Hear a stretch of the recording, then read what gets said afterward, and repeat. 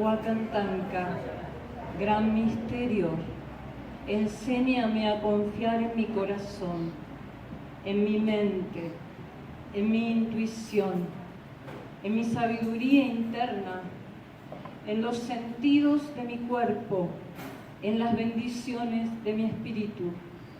Enséñame a confiar en estas cosas para que pueda entrar en mi espacio sagrado y amar más allá de mi miedo y así caminar en la belleza con el paso de cada glorioso sol.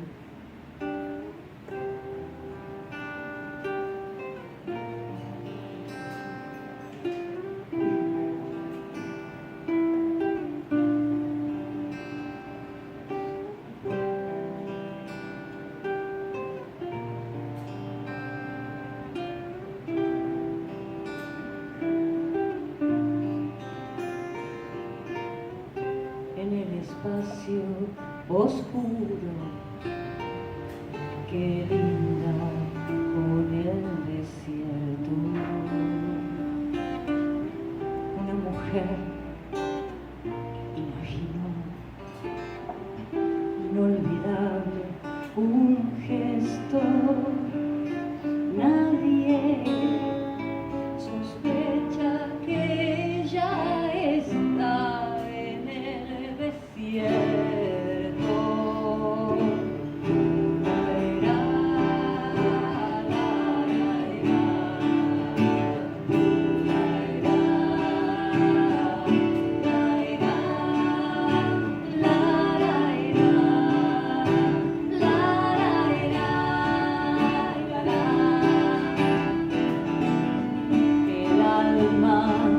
Encuentra un lugar donde colarse entre mes divino que calma algún olvido. Nadie sospecha que ella está en el desierto.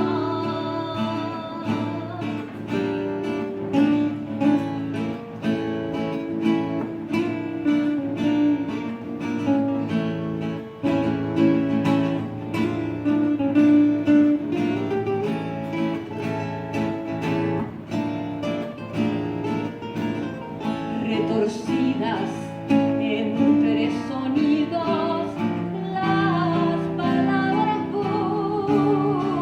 buscan una belleza intacta que es como el lagarto sobreviva al desierto.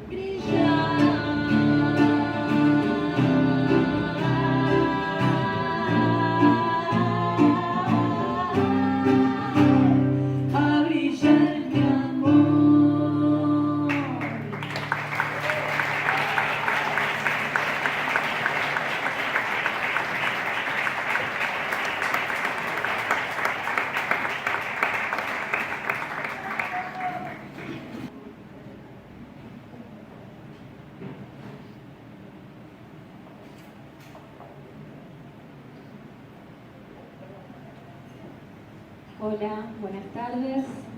Bueno, muchas gracias por acompañarnos en esta presentación, que es también celebración del libro de Claudia Massín, Curar y ser curados, poesía y reparación. Lo que acaban de escuchar es Azul Maduca y Laura Buscariol, un dúo musical que empezó a tocar en el 2009.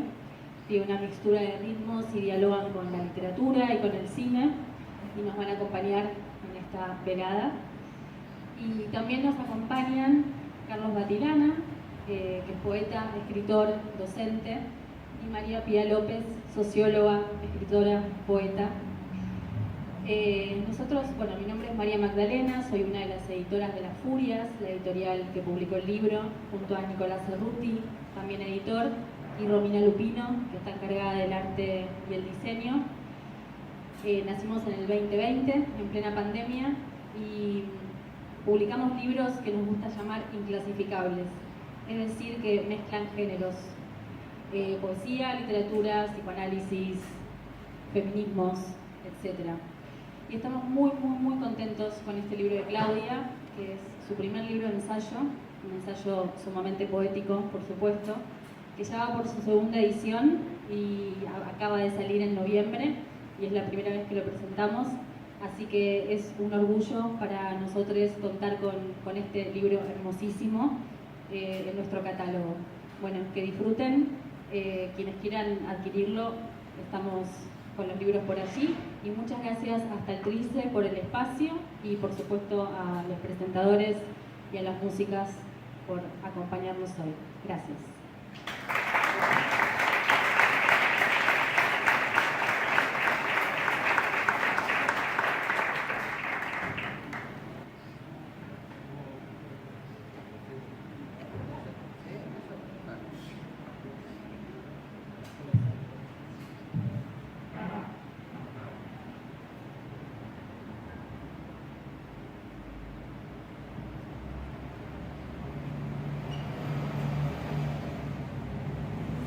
Buenas tardes.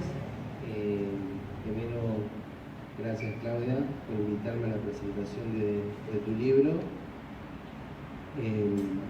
Bueno, yo hice algunas anotaciones del libro, o sobre el libro mejor dicho, así que bueno, voy a leer un texto.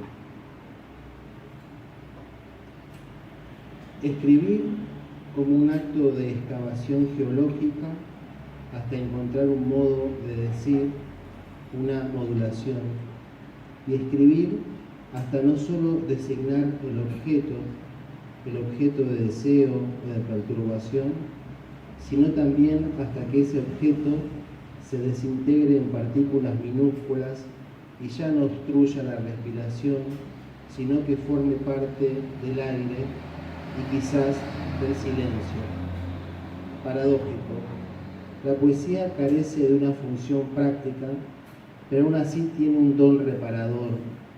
Quien se acerque a ella para hacer un usufructo de cualquier orden, cae en el desasosiego y la decepción. Buscar en la poesía un para qué, previo a la inmersión en su lenguaje, es rasguñar piedras en un muro. Pero quienes cursan la experiencia poética como indicio de lectura o escritura, como un acto que explora su propio signo, saben que en algún momento, por un efecto de transmutación, se disuelve la cronología del hastío en favor de la plenitud. Cuando hablamos de hastío, ¿qué decimos? Lo contraponemos a una atención distraída y andariega, una atención diferente a la atención avara del ego y a la ciega y sorda del capital.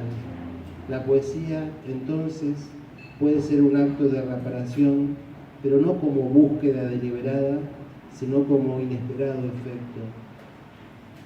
¿Qué nos dice Claudia Massín? Que la poesía no se la busca para curarse, pero la entrega a esa experiencia radical desvía el ojo y las percepciones, en algún sentido el vestigio de la belleza, su bálsamo, protege del modo en que se protege en este mundo, provisional y precariamente. Encontramos materias en la poesía, pequeñas ramitas, hojas en el viento, y con esos elementos del mundo reconocemos el origen de una fuerza y de una confianza que no se asemeja a la certidumbre. El sistema de certezas, más que abrir un acto vital, ratifica el acto perpetuamente repetido del automatismo.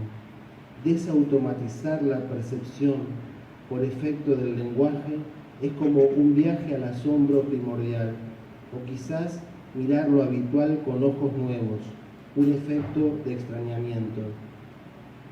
Si, como escribe Claudia Massín, las palabras del poema acontecen, los instrumentos del control y los dispositivos de la razón e incluso de la voluntad se distancian del devenir verbal que anida como misterio en el lenguaje. La poesía nunca es un acto de expresión, sino un efecto que inscribe su potencia en la grafía de las letras y antes en las modulaciones diversas de la voz. La poesía va en busca de ese origen previo a la convención. Paradójicamente, se vale del artificio de las palabras para recoger el sonido flotante anterior a su articulación convencional. Cuando un poema sucede, logra iluminar esa especie de música. Como decía Paul Valéry, el poema oscila entre el sonido y el sentido. Sí, pero el sentido nunca es un hecho previo al poema. Claudia Massín recupera de su poema La helada un sintagma para dar título al libro. Transcribo un fragmento, les leo un fragmento. Pido por esa fuerza que resiste la catástrofe y rehace lo que fue lastimado todas las veces que sea necesario, y también por el daño que no puede evitarse, porque lo que nos damos los unos a los otros, aún el error o la tristeza, viene del mismo deseo, curar y ser curados. ¿Qué revela este fragmento? Entre otras cosas, algo del orden de la enunciación colectiva. Cuando escribe una poeta, no deja de dialogar con la matriz de fondo de su propia enunciación. La poesía se prolonga en otras formas de escritura como despliegue del propio poema. El germen crítico que contiene todo poema puede aparecer desplegado en la forma de la prosa. Una prosa que en el caso de este libro de Claudia se deja llevar por el divague. Divagar aquí es entonces abrirse a un estado de disponibilidad. Además del aparato conceptual que se pone en escena, la propia lengua también tiene una lógica andariega que piensa ella misma a partir de su propia sintaxis. Por lo tanto, en algún punto, escribir poesía y escribir sobre ella se asemeja a una ética de la respiración. Doble valencia. El poema funda un microcosmos con los elementos de la lengua materna y con las inflexiones de las voces ajenas. En ese intersticio se funda la lengua del poema. Este libro indaga ese intersticio, lo prolonga, por lo tanto divaga, delira. Es un delirio comprensivo que envía al pulso de nuestro ritmo, ese ritmo equivalente al oxígeno, sin los demandantes remilgos de la cultura ni los mandatos de la sumisión. El lenguaje de la poesía parece desviarse entonces de la inercia, de esa monotonía semejante a la campanada triste del domingo, la que retumba en nuestras cabezas como un rastro del futuro destinado a la soledad última. A contracorriente del tormento de la alienación, la poesía no es que nos brinda necesariamente dicha, sino que recupera en el tiempo los poderes del movimiento a través de la imaginación y el encuentro con los semejantes. He ahí una dimensión social. Por un lado, las palabras como objetos de transacción son resignificadas por la poesía, lo que nos damos los unos a los otros. Por otro, su eventual efecto en los otros es el de una momentánea iluminación y perplejidad. Si, como recuerda Claudia Massín, las palabras son actos, entonces las palabras tienen la posibilidad concreta de dañar, inscribir su signo en nuestra mente y en nuestro cuerpo como mandato y tortura. Pero también las palabras pueden deshacer aquellos mandatos ancestrales que nos dejaron como herencia, aquello que eventualmente puede estar distante de nuestros anhelos. Entonces, más que habla, la poesía resulta escucha. La poesía como filtración de las voces internas y las voces minoritarias detiene el parloteo de un yo omnímodo. Escuchar las voces vulneradas, las hundidas, como resonancia de un mundo desconocido. Reparación. Ese vocablo forma parte del subtítulo de este libro. El arte de reparar objetos de cerámica en el Japón, denominado kintsugi, constituye una filosofía que postula que las roturas y reparaciones forman parte de la historia de un objeto y que deben mostrarse en lugar de ocultarse, incluso para embellecer al objeto que ha sufrido daño.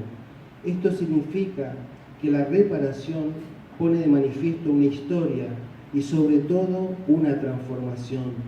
La clave en este libro es la transformación que se hace a partir del daño, las fuerzas reparatorias que el poema pone en juego. Massín postula amorosamente a la compasión como forma de resignificar el daño. Elige la acepción del diccionario de María Molinar en detrimento del diccionario de la RAE, mientras que en este aparece el término lástima. En el de Moliner se habla de sentimiento de pena provocado por el padecimiento de otros e impulso de aliviarlo. Reconocer el lugar del otro para entender el padecimiento. Esa voluntad de compañía, ese dar la mano al otro, son formas mínimas del alivio, insuficientes, precarias, quizás módicas, pero al fin son impulsos imprevistos, inauditos, que modifican los sentimientos de petrificación. ¿Qué tiene que ver esto con la poesía?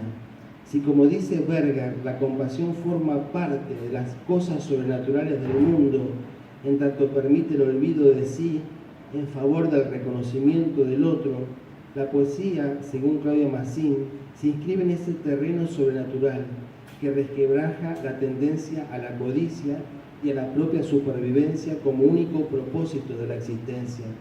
La palabra de la poesía rompe con el carácter meramente instrumental, se libera del propósito pragmático, de su inercia teleológica. Aparece eso que en el libro se denomina resonancia simpática. La poesía pone en evidencia el potencial del individuo en relación con eso que desconoce, el futuro. La poesía restituye el futuro como potencialidad creativa en el ser humano. Posiblemente no repare completamente el daño, ya que las heridas devienen cicatrices, pero al menos pone en evidencia la alienación del pasado. La poesía abre un resquicio, cito, habla de lo que no pasó, pero podría haber pasado, y al nombrar aquello que hasta ese momento no existía en ningún lado, lo hace existir, dice Claudia. Termino. Los dones de la poesía para Claudia Massín son la imaginación, inventar un mundo desconocido hasta darle realidad, y la fusión, a la manera de Juan L., que se dejó atravesar por el río para volverse río, imaginar un desvío, fusionarse para sentir eventualmente como otro sujeto y también como otro elemento o ser vivo del mundo, árbol, madera, semilla, pájaro. Los dones de la poesía están allí, nos hablan, es necesario escuchar. Muchas gracias.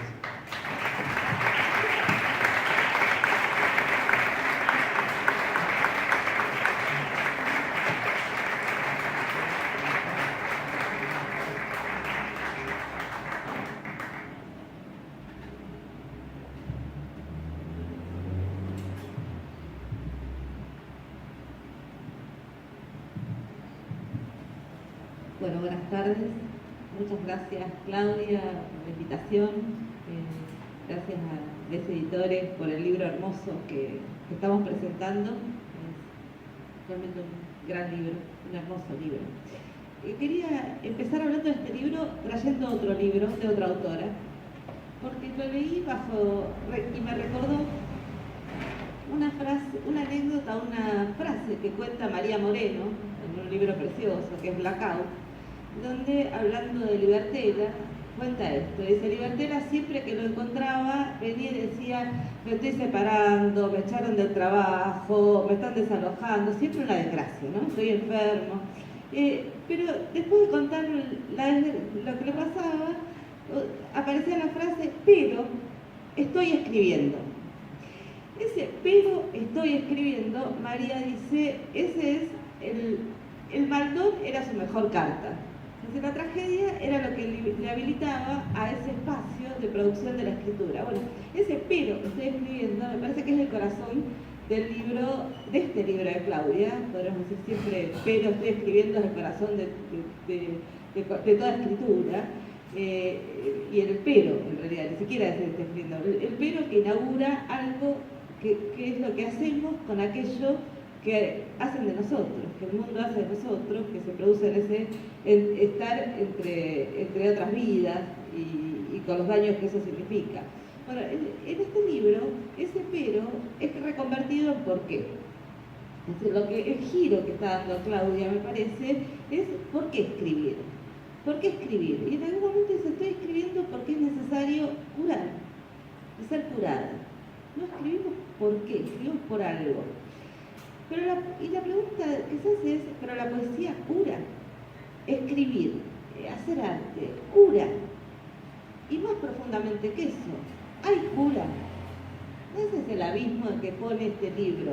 La pregunta es si hay cura. Y la respuesta que da es una respuesta fundamental, porque Claudia va a decir, hay cura provisoriamente, precariamente. Es decir, algo del orden de lo efímero, algo que esa cura pasa de ratitos, pasa instantáneamente, y veremos después cómo persevera. Pero por lo pronto no es algo que inaugure un orden estable. El libro de Claudia se abre con un epígrafe, que quienes ya lo tienen a mano lo recordarán, pero quizás hay gente a la que tenemos que convencer de que lo compre. No descartamos eso. El epígrafe que lo abre es un epígrafe de Enrique Lin que dice, porque escribí, estoy vivo. ¿No? Entonces esa cura es la cura, es la cura que es eso efímero que nos permite escribir.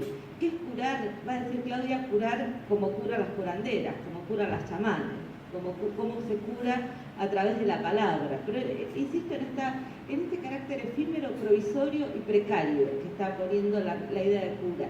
Y lo traigo también para pensar qué diferente es esta idea de la poesía, de la escritura poética respecto de otros, por qué o fundamentalmente para qué de la escritura.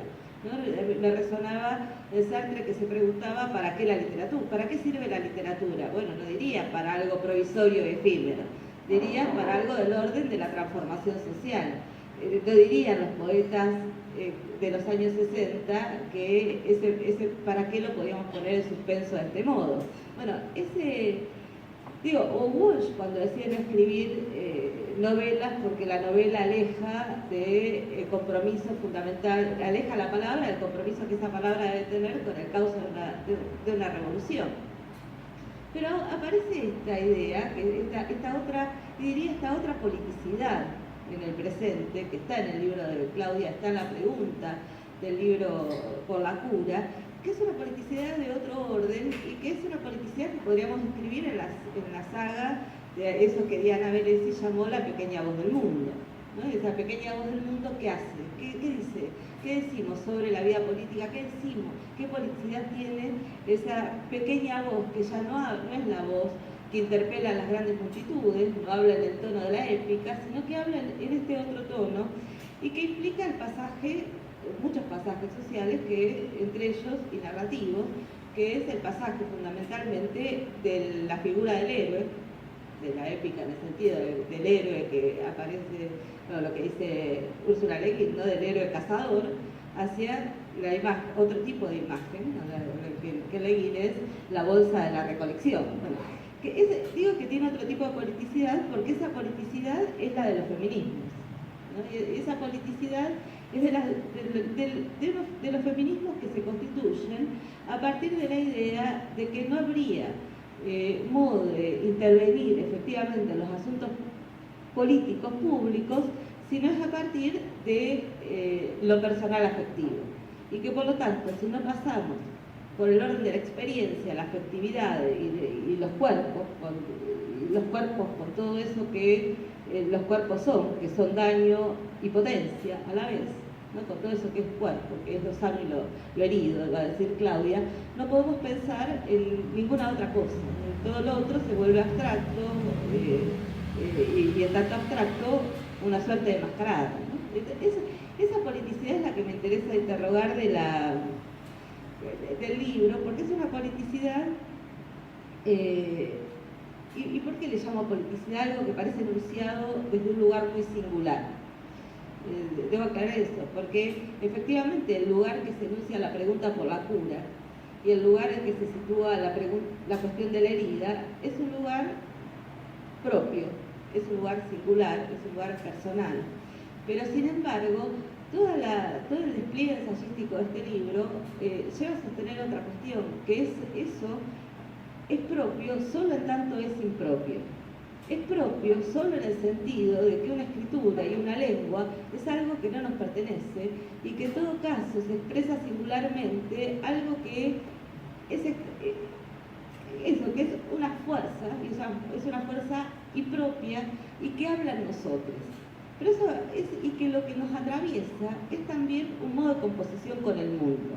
Es decir, nunca hay, y esto a mí me parece, por eso la escritora Claudia va a usar algunas palabras muy fuertemente, va a usar la idea de la escritura afecta a quienes escribimos, afecta a quienes leemos, pero también las palabras resuenan. La idea de resonancia a mí me parece que es una idea muy profunda en este libro, ¿no?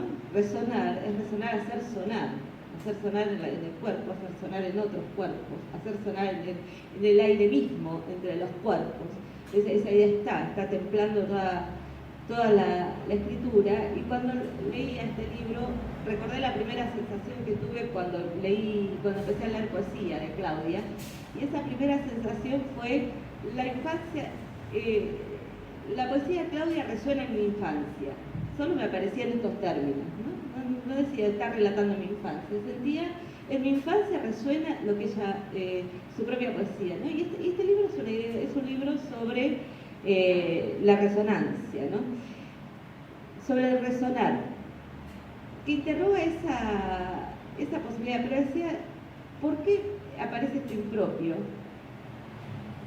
Y aparece algo muy importante para pensar lo impropio, que es el desplazamiento del lugar del yo. Y es un desplazamiento de ese lugar del yo que me parece fundamental para pensar la cuestión del daño.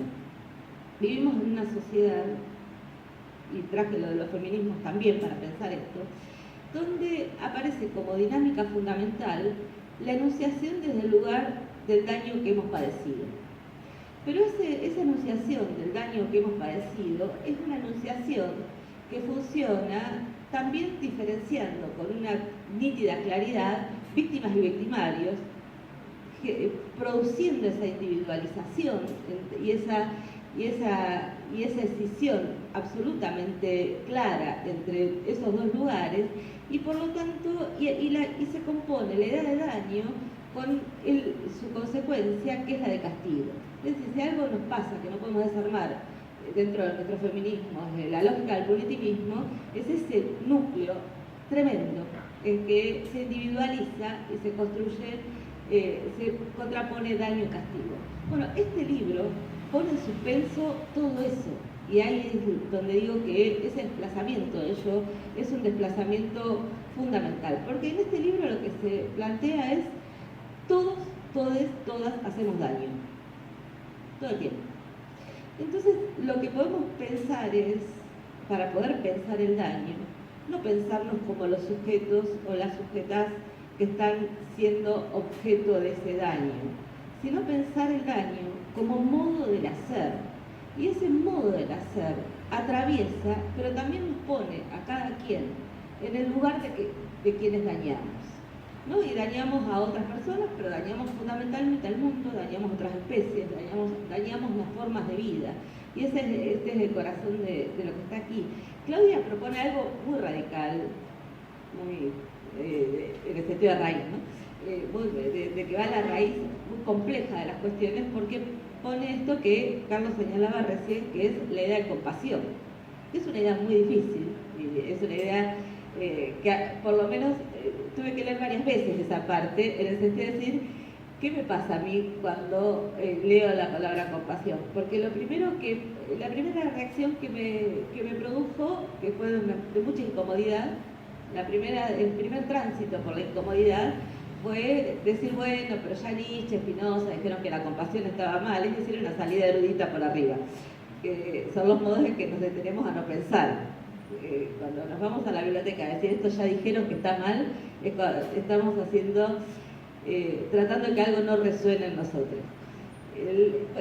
El siguiente paso de volver a leer, dije, bueno, es muy incómodo, porque Claudia está planteando la idea de la compasión difícil, va a decir. No es la compasión con quien sufre, no es la compasión con quien ha sido víctima, es la compasión respecto de quien ha causado y causa daño.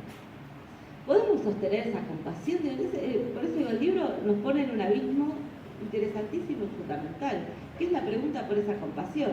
Pero si todos quienes estamos acá recordamos estos meses de la vida argentina, donde asistimos a juicio tras juicio, con crímenes abominables, como hemos asistido, pero también a un goce social respecto de tramitar esos crímenes abominables, con la idea de más sufrimiento, más crueldad, y pensando que algo de la justicia se juega a la escena carcelaria. Digo, esta idea, esto que propone Claudia, para mí tiene un valor fundamental. Digo, nos obliga a pensar otras cosas, nos obliga a detenernos y decir, bueno, ¿qué pasa? ¿Quiénes somos? ¿Qué somos? ¿Qué pensamos de nuestro ser, entre otros, en el momento en que anclamos nuestros modos de decir en el daño padecido y no y no podemos salir de ahí?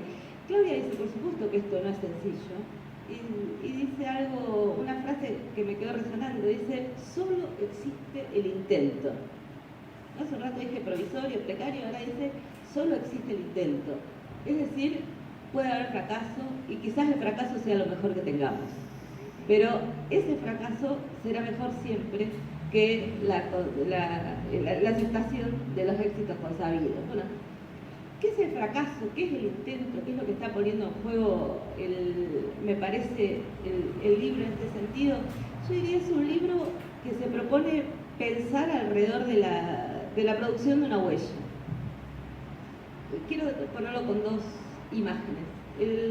Cuando pensaba en esta figura del lugar de la víctima, el lugar del daño, la enunciación centrada ahí, pensaba que ese lugar tenía más bien la forma de un callo, de algo encallado, de algo que por reiterado, nuestros cuerpos están llenos de callos en ese sentido, ¿no? De marcas que se van, Carlos dijo cicatrices, ¿no? Pero de marcas que se van quedando y que si más pasamos por ellas, más se van endureciendo. Frente a eso aparece esta otra imagen que es lo que Claudia asocia, me parece, con las fuerzas reparatorias de la poesía, que son fuerzas reparatorias que lo son porque en tanto impropias, en tanto acontece algo que quien escribe ni siquiera conoce, ni siquiera es capaz de decir, no está en el plano de su conciencia, esas fuerzas reparatorias lo son porque permiten un desplazamiento, lo son porque permiten una salida de ese lugar encallecido, lo son porque permiten un corrimiento. Ese corrimiento efímero, precario, provisorio, porque después vamos a volver al otro lugar, eso lo sabemos en todas nuestras vidas, volvemos a esos otros lugares, pero ese desplazamiento efímero y provisorio nos deja huellas. Y son esas huellas de ese otro estar, de esa otra vida, de esa otra experiencia, las que permiten sobrevivir, ¿no? La cuestión de este libro no es otra que la sobrevivencia, ¿no? Si no fuera por esas huellas, si no fuera por esos desplazamientos, es decir, si no fuera por esas escrituras poéticas que acontecen de vez en cuando, no podríamos sobrevivir. Por eso la reparación, va a decir, es misteriosa. No es reparación, no es reparación final, no es reparación como estado final. Hay esto, ¿no? Hay, dice, una sobrevivencia. Yo les quería leer una frase del libro de Claudia. ¿Me parece? Pero es tremendo, tener 8 pares de anteojos arriba. ¿Se acuerdan el epígrafe que habíamos leído? Y acá, página 44, Claudia dice, Sospecho que si no hubiera escrito esos textos no estaría viva. No necesariamente hubiera muerto en el sentido biológico, quizás seguiría respirando, pero no sería una persona, sería ese objeto que flota en la ciénaga del padre y va donde la corriente sucia y peligrosa la lleve. Si quieren que les cuente lo que ha hecho la poesía, con ella ha sido eso, rescatarla de la ciénaga, aunque no siempre, no todo el tiempo, permitirle ser una persona, aunque no siempre, no todo el tiempo. No siempre, no todo el tiempo. Bueno, esa es la huella, porque alguna vez salimos de la ciénaga, alguna vez somos personas, porque alguna vez nos desplazamos, hay huella. Por eso, esa huella es una huella que es memoria, ¿no? Es huella hacia adelante, pero es memoria.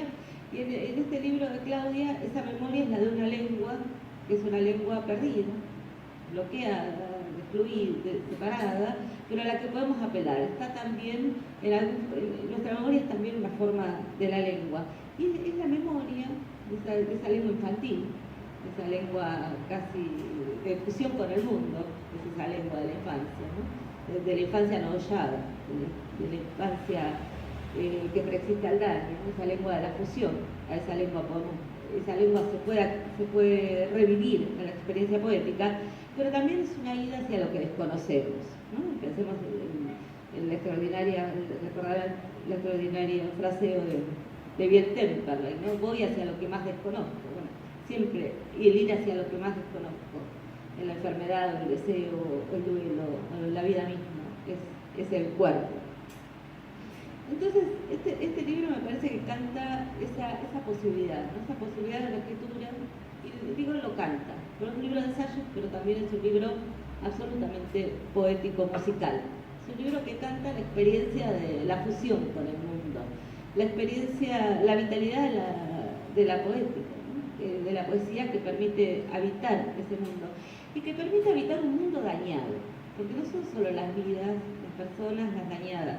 Habitamos un mundo absolutamente dañado, poblado de existencias rotas, y quizás las artes, la poesía, la literatura, en ese mundo, ¿no?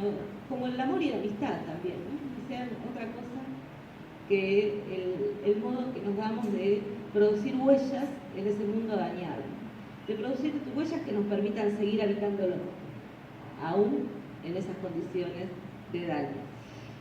Por eso este libro, el libro es un libro muy hermoso, eso quería decir, que la belleza misma es un modo de producir huella, que la belleza del libro es un modo de, cuando preguntaba qué es la politicidad de un libro, diría la producción, el hacer de la belleza y el hacer templar la lengua en la belleza tiene algo del orden de la política en el mejor sentido, es decir, de volver a juntar lo común, de volver a pensar lo común, de volver a pensar qué somos cuando estamos en estado colectivo. Eso me parece que está en ese libro. Y quizás este libro termina con poemas, pero me parece también que es un libro que a todos nosotros, lectores, lectoras de Claudia, de la poesía de Claudia, vale leer este libro y volver a leer su poesía, ¿no? Volver a leer quizás con los ojos, con lo que dice este libro, de qué es escribir, volver a leer lo que ella escribe como poeta. Así que muchas gracias.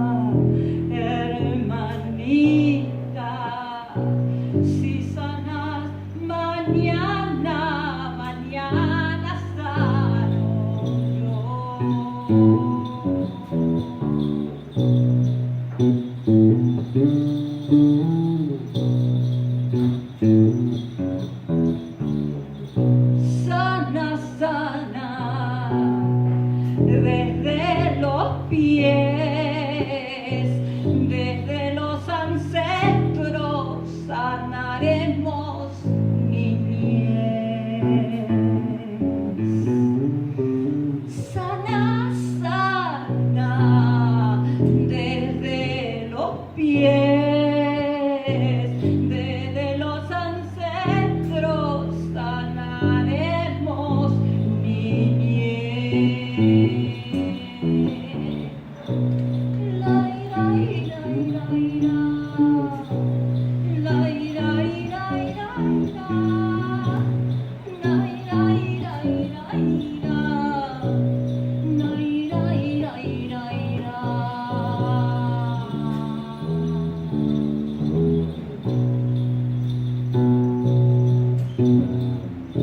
Sana, sana, en la raíz. Si te lastimé, besaré tu cicatriz. Sana, sana, en la raíz. Si te lastimé, besaré tu cicatriz. Si te lavaré los pies con agua bendita.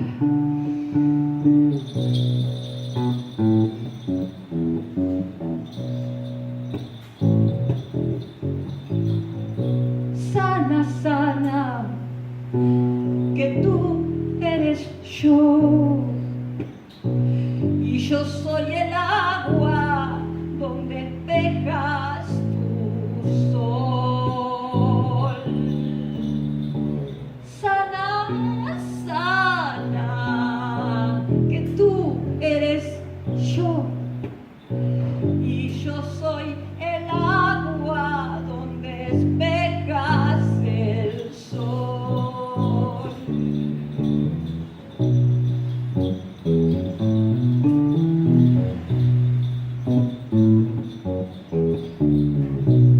Sana, sana, hermanita, si sanas mañana, mañana sano yo. Sana, sana, hermanita, si sanas mañana, mañana sano yo. Porque lo que nos damos los unos a los otros, aún el terror o la tristeza, viene del mismo deseo, curar y ser curados. Claudia Massín.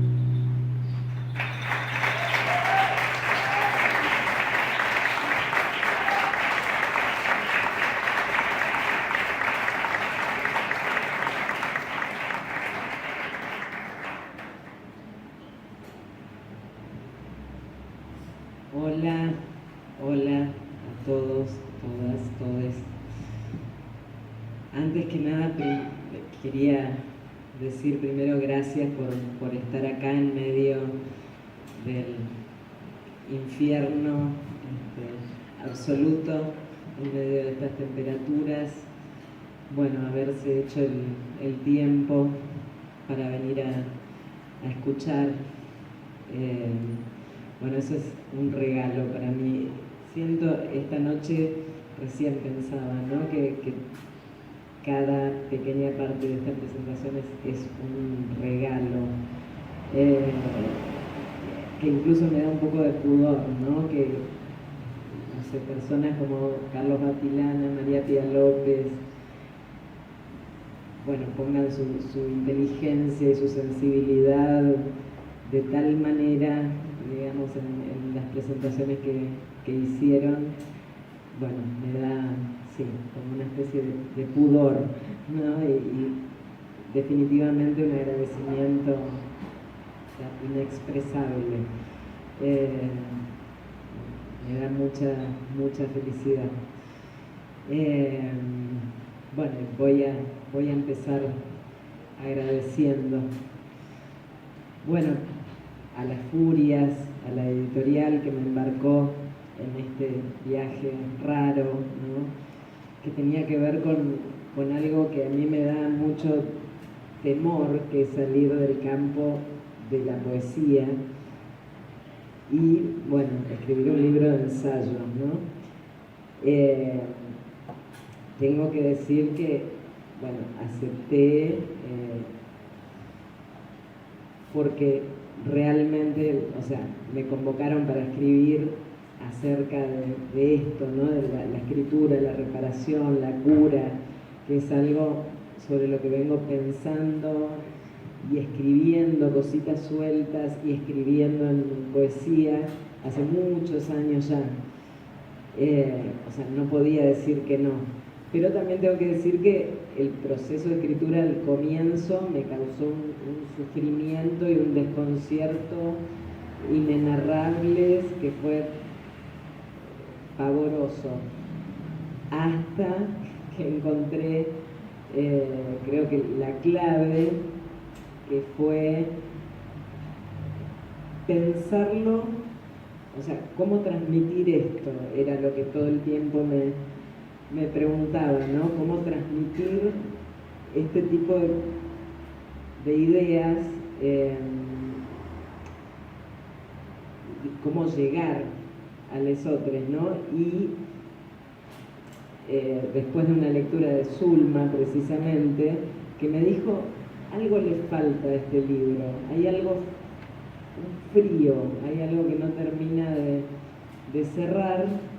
Ahí me di cuenta de que lo que estaba faltando era algo así como mi atravesamiento, digamos, en relación a este tema, ¿no? O sea, bueno, ¿cuál fue mi experiencia, no? Aun cuando en el libro yo aparezco y desaparezco, ¿no? Por esto de que el yo en poesía en un punto no existe, o en un punto la fusión con el otro es la meta, ¿no? Lo que busca, ¿no? O sea, ese diálogo, ese interlocutor, esa presencia otra, ¿no? Pero para llegar a esa presencia otra tenía que pasar por mi propia experiencia, ¿no? Y esa fue la parte más difícil de escribir, pero a la vez creo que fue la zona en la que de alguna manera sentí que podía dar cuenta de alguna de estas cosas que quería transmitir, y que, bueno, las explicitó mucho mejor María Pía de lo que yo jamás podría hacer, ¿no? O sea, yo iba descubriendo un montón de cuestiones a partir de la escucha de los textos de Carlos, de las reflexiones de María Pía, ¿no? Bueno, nada, hablando de divague, que vos decías que el libro tiene mucho divague, absolutamente, y esto, claramente, este momento tiene muchísimo divague y va a seguir teniendo, ¿no? Bueno, entonces gracias a las Furias, gracias Nicolás, gracias María por sacarme de ese lugar cómodo, aunque creo que no salí del todo en este ensayo porque, bueno, es claramente un ensayo poético, parece que no hay manera de salir de ahí, ¿no? Bueno, gracias a las Furias por la pasión con la que hacen lo que hacen,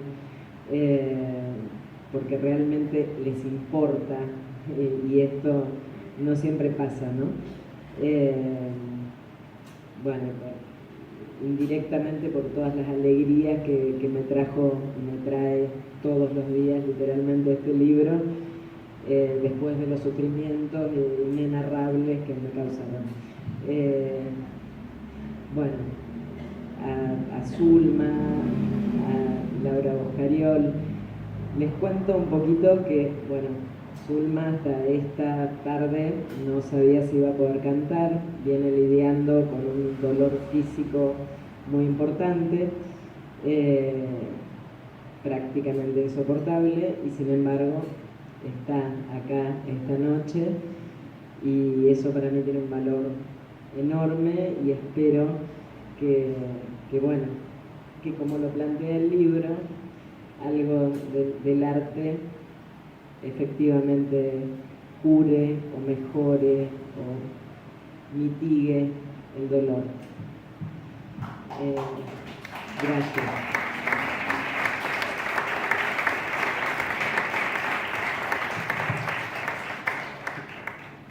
Bueno, Zulma es una persona que yo adoro, amiga de toda la vida, que además tiene mucho humor, ¿no? Y me decía, tenés que avisarle a la gente que es probable que tenga que salir como Sandro, con el pulmotor y con un sistema complejo de poleas para poder moverme, etcétera, ¿no? Bueno, cumplo en decírselo. Pero como ven, no hace falta. Bueno, gracias, hermanita. Gracias, Laura Boscariol, las adoro. Bueno, es más larga la postdata que la carta, ya sé. Francine Macielo, que no está acá porque vive en Estados Unidos, gracias por la hermosa contratapa. A mi sobrina, Sol Macín, a quien está dedicado este libro, que todavía no me contó si lo leyó y qué le pasó con esta lectura, y estoy esperando muy ansiosamente esa devolución. Creo que es la devolución más importante. A mi amor, a Carolina Cadamuro, a quien también está dedicado a este libro y que creo que no llegó y me está preocupando. ¿Llegó? No llegó. Bueno, tendría que andar por acá. ¿Alguien? No. Bueno, pudo demorarse el avión porque venía de Córdoba, donde vivimos juntas, y que fue la persona que me sostuvo cuando escribía este libro, ¿no? Que me sostuvo. Bueno, a mis amigas, a mis amigos, ¿no? Que están acá, Gloria Perelló, a Fernando Caniza, Paula Jiménez de España, Patricia Villagra, y si me estoy olvidando de otra gente, perdón, pero bueno, son los que estoy viendo acá y que son entrañables para mí. Bueno, y basta. Y ahora voy a leer un fragmentito y unos fragmentitos, pero no demasiados. Y vamos a cerrar con un poema como tiene que ser, ¿no? Escribir y curar.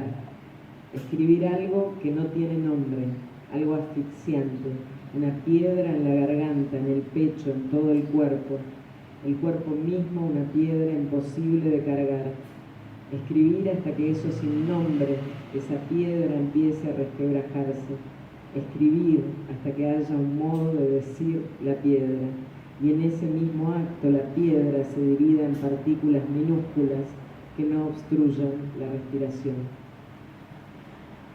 La poesía cura, yo creo que cura como se cura en este mundo, provisionalmente, precariamente, hasta que otro dolor o el mismo reaparezca, pero cura, como curan las chamanas o las curanderas, sin un conocimiento científico que las avale, con una sabiduría ancestral que ni ellas mismas comprenden del todo.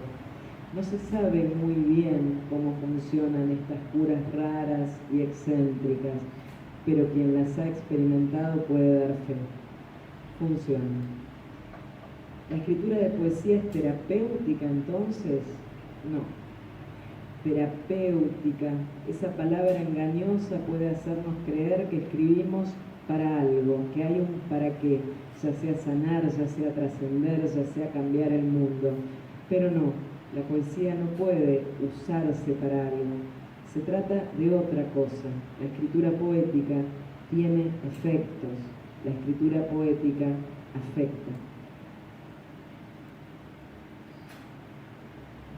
La poesía puede ser sanadora, sí, pero esa sanación no se alcanza por medio de la razón. No se trata de conocer las causas de la enfermedad, de explicarla, de interpretarla. Es de otro modo. que se produce esa operación de transmutación del sufrimiento en palabras capaces de reparar. En estos fragmentos rondaré algunas preguntas que siempre me hice. ¿Cómo es que la poesía restituye? ¿Cómo es que se realiza esa restitución que no depende de nosotros, que no está en nuestras manos como no está en nuestras manos el poema? Simplemente ocurre sin nuestra intervención, sin nuestro control. La cura solo es posible como accidente, como acontecimiento, no depende de la voluntad ni de la intención, sucede como la escritura. Cuanta más voluntad y propósito haya detrás, más se escapa, más se rehúsa. Advienen las dos en ciertos momentos. No creo en un estado de poesía permanente ni en una cura permanente. Creo en contados raptos de iluminación en los que podemos ser capaces de resonar con los otros, con lo otro, de sentir en el cuerpo propio lo que es aparentemente ajeno. Ahí sucede la poesía. También creo en contados momentos de iluminación en que somos capaces de vivir sin ser dañados ni hacer daño. Esa es para mí una pieza importante de la cura. Poder dejar de hacer daño por un rato, poder reparar por un tiempo el daño hecho, dejar de repetir el ciclo de dolor del que formamos parte. Pero para poder dejar de repetir, quizás es necesario empezar a comprender algunas cosas, que ese ciclo existe, que nuestra pequeña vida forma parte de él, que nos antecede, que es mucho más grande y abarcador que nosotros, y también comprender a la vez que ese ciclo no es indestructible, puede romperse. Pienso en esa frase que se enseñaba en los comienzos de la medicina occidental como parte central del oficio médico. Ante todo, no hacer daño.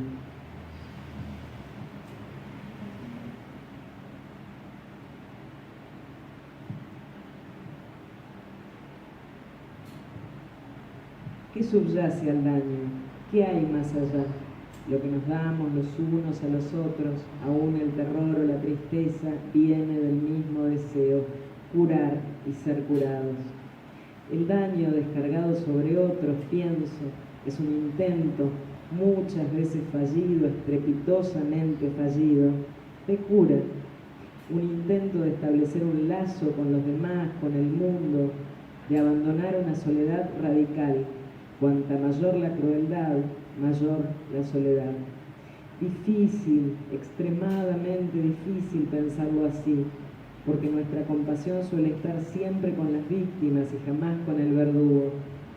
Pienso en Donald Winnicott, el psicoanalista inglés que al trabajar con adolescentes con causas penales, escribió que muchas veces el delito, la violencia, eran la única manera para ellos de sostener una esperanza. La esperanza de ser escuchados, de tener alguna clase de existencia, no importa cuál, pero existir.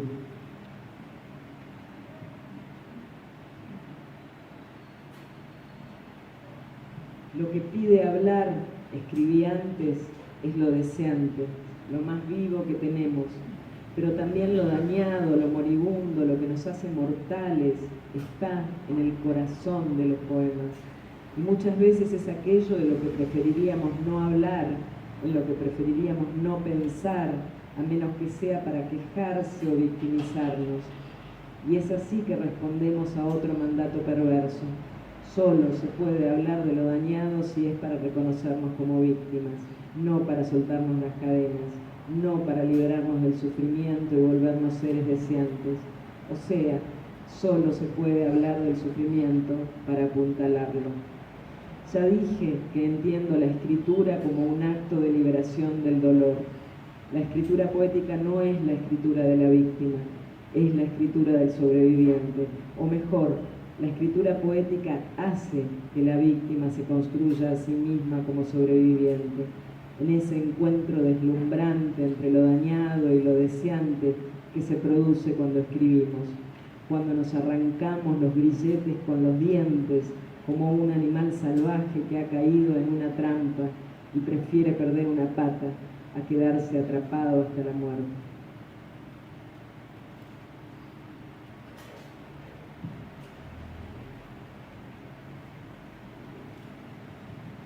La escritura poética es el reino del condicional, el reino del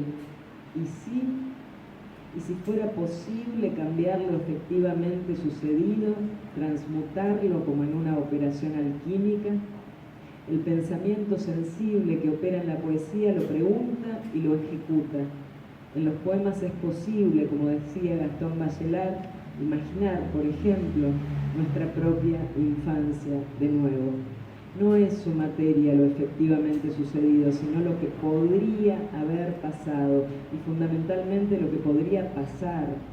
La poesía mira hacia el futuro, hacia lo que no existe todavía y lo hace existir, pero también hace existir un pasado alternativo, conmueve lo aparentemente dado, la historia que nos contamos una y otra vez, lo estanco, lo rígido, lo irreparable.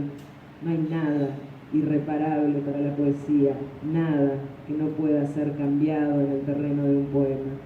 La poesía repara lo roto una y otra vez, porque ya sabemos, nada se repara para siempre. Todo en este mundo sometido a la impermanencia vuelve a romperse. Cada poema, o el mismo, se reescribe durante la vida entera.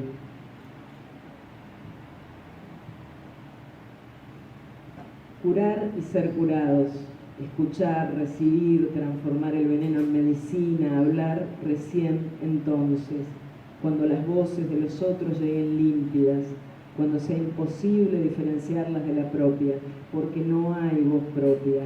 Hay las voces que nos hablan, que nos dicen que es posible vivir de otra manera, que no estamos atrapados en la piedra que nos aplasta el pecho, que esa piedra es el yo en el que creemos como si fuera un Dios que nos sostiene, un Dios que en realidad es una ficción, una mala ficción, poco creíble, mal construida, que hay ficciones más justas, más hermosas, que podemos escribirlas, que no hay, nunca habrá garantías de que el mundo sea siquiera un poco mejor porque esas ficciones que llamamos poemas han sido escritas.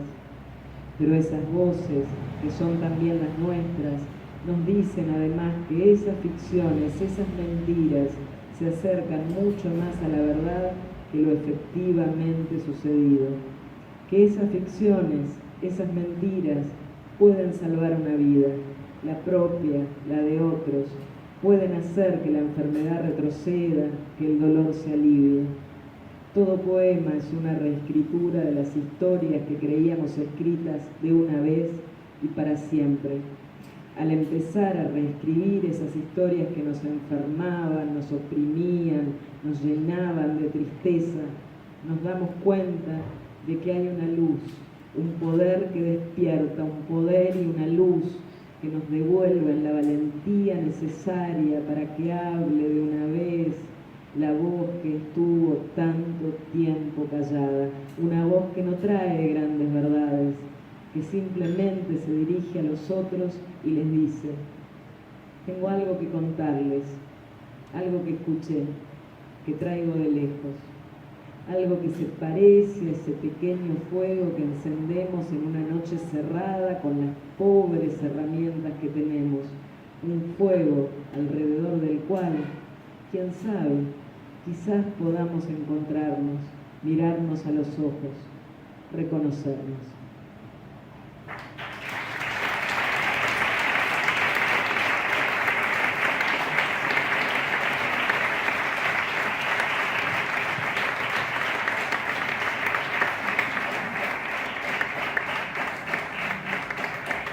Y cierro con un poema que le dedico a mi amor, que está ahí sacando fotos, que me quedo más tranquila porque llegó, no se cayó el avión, no pasó nada. Muy bien. La helada. Quien fue dañado lleva consigo ese daño, como si su tarea fuera propagarlo, hacerlo impactar sobre aquel que se acerque demasiado. Somos inocentes ante esto, como es inocente una helada cuando devasta la cosecha. estaba en ella su frío, su necesidad de caer, había esperado, formándose lentamente en el cielo, en el centro de un silencio que no podemos concebir, su tiempo de brillar, de desplegarse. ¿Cómo soportarías vivir con semejante peso sin ansiar la descarga? Aunque en ese rapto destroces la tierra, las casas, las vidas que se sostienen apacibles en el trabajo de mantener el mundo a salvo, durante largas estaciones en las que el tiempo se divide entre los meses de siembra y los de zafra. Pido por esa fuerza que resiste la catástrofe y rehace lo que fue lastimado todas las veces que sea necesario, y también por el daño que no puede evitarse, porque lo que nos damos los unos a los otros, aún el terror o la tristeza, viene del mismo deseo, curar y ser curados. Gracias.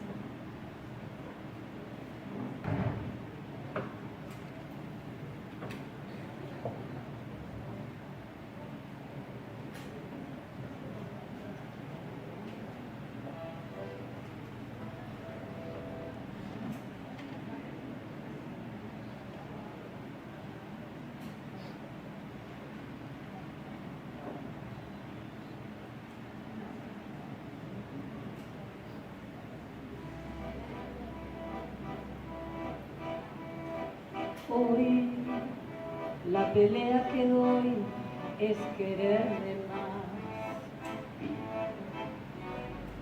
Hoy el grito que doy es silencio. Hoy te pido perdón si te lastimé el corazón. Hoy no quiero lo que me hace mal, lo oscuro del juego. Hoy es tiempo de sanar las heridas del tiempo. Hoy que pronto será ayer, regálate el momento. Hoy pude ver quién soy, conocerme más. Hoy que el veneno encontró su remedio. Hoy me doy el perdón si me lastimé el corazón. Hoy vale más despertar que soñar en este juego. Hoy es tiempo de sanar las heridas del tiempo. Hoy es tiempo de ser luz. Esa es mi revolución. Llenar de amor mi sangre y si reviento, que se esparza en el viento el amor que llevo dentro. Esa es mi revolución. Llenar de amor mi sangre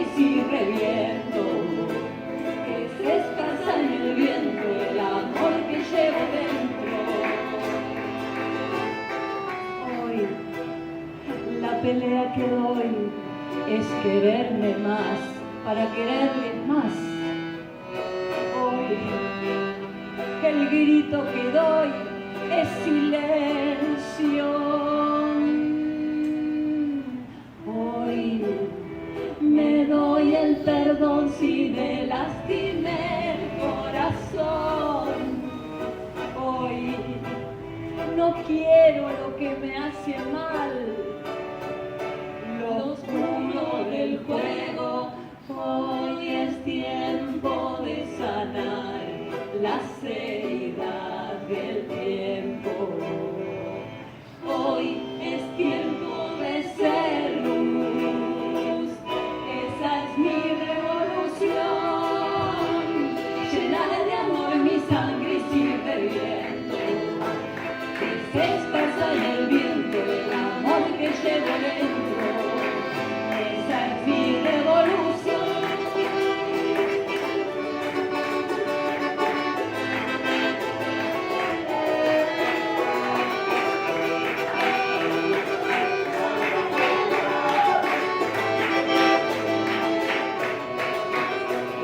Padre, madre, corazón de la tierra, no te olvides de todos los que tienen hambre y sed, de los que no pueden levantar su osamenta, de todos los que tiemblan debajo de tu cuerpo. Esa es mi revolución, llenar de amor mi sangre y si reviento, que se esparza en el viento el amor que llevo dentro. La compasión es revolucionaria.